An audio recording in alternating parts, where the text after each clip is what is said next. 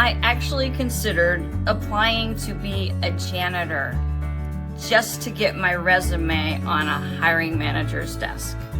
I so badly wanted to get back into technology after a really long employment gap that I started thinking that was the only way I could accomplish the goal. Now, I did land in tech without having to sneak in to put resumes on a desk, but it took me 3 years to do that. 3 years. Had I known what I could do differently, I would have been doing that, and I genuinely, at my core, believe that it would have taken near as long. So let me tell you some of the things I didn't do so well so that you can avoid them, and hopefully your journey will not look so jumbled. First of all, I applied to everything. If I even remotely thought that I kind of perhaps could learn that thing, or it was close to something I'd ever done, then I was like, well, I'll go ahead and apply to that. But also at the same time, I was kind of also having so much self-doubt that I was like, oh, but not that one. That one's too scary. So it was like I would apply for just a disjointed story. So it might have been like, oh, I'm going to apply for this program manager position, this product manager position, this associate of whatever, and this customer service person, and in marketing, I could probably do that too. That was so unfocused, and I had so many versions of my resume sitting around that it took forever to apply to anything. But also it meant I had to track everything more carefully just in case I got a call. I had no idea what the role would have been or what the job looked like. All of those things would have been a disaster, but here's the thing. I really wasn't getting called. My resume was jumbled. I tried all sorts of things like writing stories about why I became a runner and how that would turn into something that was beneficial to your team. So I guess I get credit for trying a lot of different things, but it was so out there, everywhere.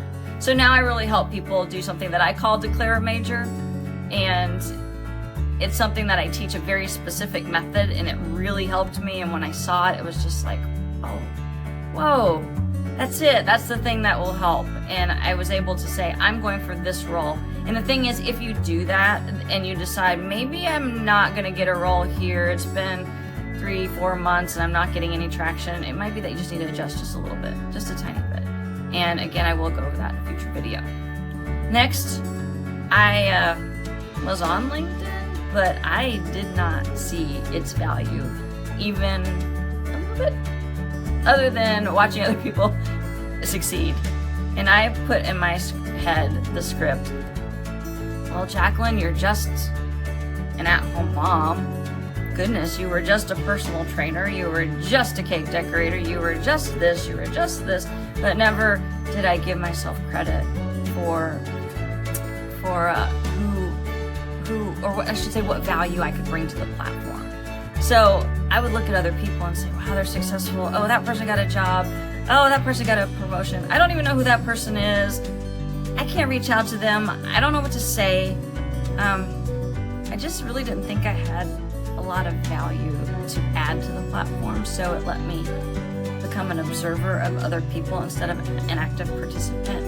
And I do believe that growing a really strong network, even in this tough economy, can be the thing that really helps go from zero traction to at least moving in the right direction. It's a slower approach, but at this point, all of us have time. So anything, we have just one more moment, one more second, one more hour, one more day. And in that time, we can do something, some small thing to get us where we want to go. The time's going to pass anyway. We might as well be moving in the right direction. So when I really started showing up authentically on LinkedIn, it really changed everything, and it became very fun to be on that platform. I felt like I was part of that community, turned on creator mode and became a creator, and now here I am doing YouTube videos. Like, you never know where the journey is going to take you. But I will say, being invisible hurts far more than being imperfect. So I'm going to encourage you to try and get on that platform and just ask a question on someone's post. I would challenge you to do that to 5 people. You'll realize you're not going to die. And next thing I did that really, this one's very poignant, meaningful to me, because it was the mistake that really hindered me more than anything else, is that I really buried my story. I hid from my career gap. I was ashamed of my career gap. I thought somehow I thought this, but in the end I realized that I felt shame for the career gap, like somehow I did something wrong by making the choices I did for myself and my family.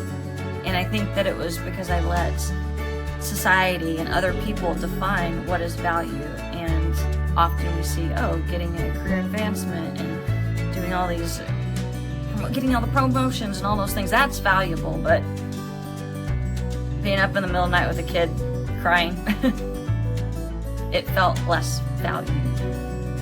I would argue absolutely the opposite now.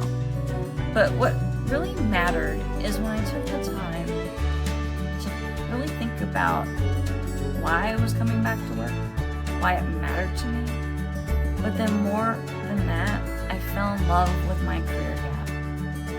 And I love that part of my story. It's where I'm the strongest as far as what made me me. That's where my strength is. So I went from being like, I was just an at-home mom who did a lot of volunteering, and I made cakes. Woohoo! Anybody can make cakes. You know what?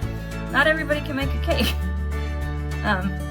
But I started realizing that even something like cake decorating is asset management, requirement gathering. It's stressful.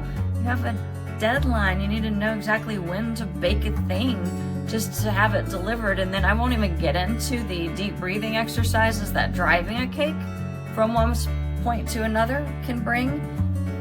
But I learned to fall in love with those parts of my story. I could go on and on about the different things that I learned from each stage of that employment gap.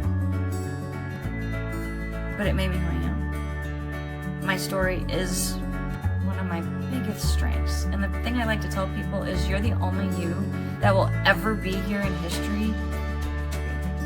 So embrace it. Celebrate that if you took the time away to be a caretaker or travel the world, or even if you've been in prison and you're rehabilitating, those are the things that are going to make you strong. And don't give up on yourself. That was a big pep talk, wasn't it? The next thing that I did, and this I see all the time in the mentorship that I do, please don't do it waiting till you feel ready. Okay. I got this a lot even as a personal trainer, where it's like, I just don't know if I'm ready to do that. Well, what does ready actually look like in any of these things? I thought I had to get certified, to take classes, to really catch up in tech, to invest all of this time in learning, while the whole time I was neglecting networking.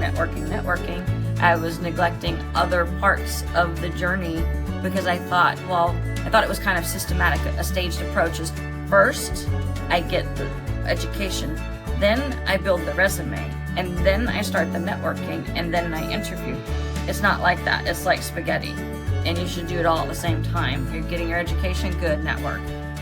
You think you just made a LinkedIn account so that one day that you'll be able to reach out to people when you're ready?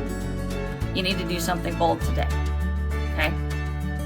If you've never posted on LinkedIn, why don't you go on there and just share who you are, what job you're looking for, ask people to help. But do an introductory, tell a story, tell a little bit about yourself. People love stories. Do that.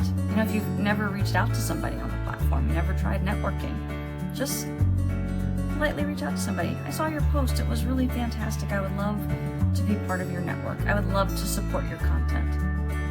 People love to know they're going to be supported. I rarely try to think of a time where somebody didn't accept that request, unless they literally weren't on LinkedIn. But I will say this, moving forward in progress is greater than being polished every single time. And that clarity of what you're looking for, how to do it, what it's going to look like for you, is going to come from the action, not perfection. Perfection will kill your joy. Perfection will kill your journey. Just be your imperfect, but be perfectly imperfect and love it and share it and show it. If I retook this video every time I stumbled through a word, it would never get posted. Have your flubs. Most people aren't going to remember if you had a weird post once. I certainly hope not, because I've had plenty of them. And then the last and final point, really, again, I did so much alone. I didn't take advantage of networking. I didn't know how to do it. I was afraid of it. I didn't think people would want to hear from me. So I spent a lot of time looking online for, well, what's the best way I can make this resume? What is who can I follow that will tell me how to do these steps? I've applied, but never reached out and said, hey, and I didn't have a network, so I didn't apply and then tell somebody, oh, I applied to this job. Do you think you can help the resume along? I didn't do any of it. It was isolating, it was slow. So now I tell people that being in community is your cheat code. If you have nowhere to start, I offer an absolutely free mentorship call once a week on Fridays, 10:30 a.m. Pacific time. As of the recording of this video, I don't see that for changing anytime soon. I've been doing it since 2021, I believe. During the pandemic is when I started it, so it's available. And it's usually about job searches. It's usually about headspace. If you're struggling with it, I do it with some other people, so it goes even if I can't be there. But come be part of that community. If you need the link, it's in my profile. And yeah, we'd be happy to have you join us. Please. If you're restarting your career, if you've been laid off, if you're trying to pivot into something else, look, you're not behind. I've learned to turn my mistakes into a toolkit. I've built a tracker on my website. If you really are like, I just want a checklist to do, I got that for you. So follow me for more ways to get clear, get confident, get hired.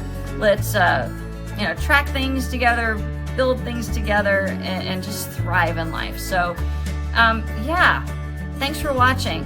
Let me know what you think about this video. Let me know if there's questions you have that you really want me to answer. And if you're like, I need you to elaborate on that part of the video tomorrow, then please let me know that too. Because sometimes I'm like, I have so much content, which one do I put out? So giving me that clarity would be super helpful. Thanks for staying with me. I appreciate you. Do that scary thing today that will get you one step closer to where you're going. And I hope you have a fabulous day. Jesse.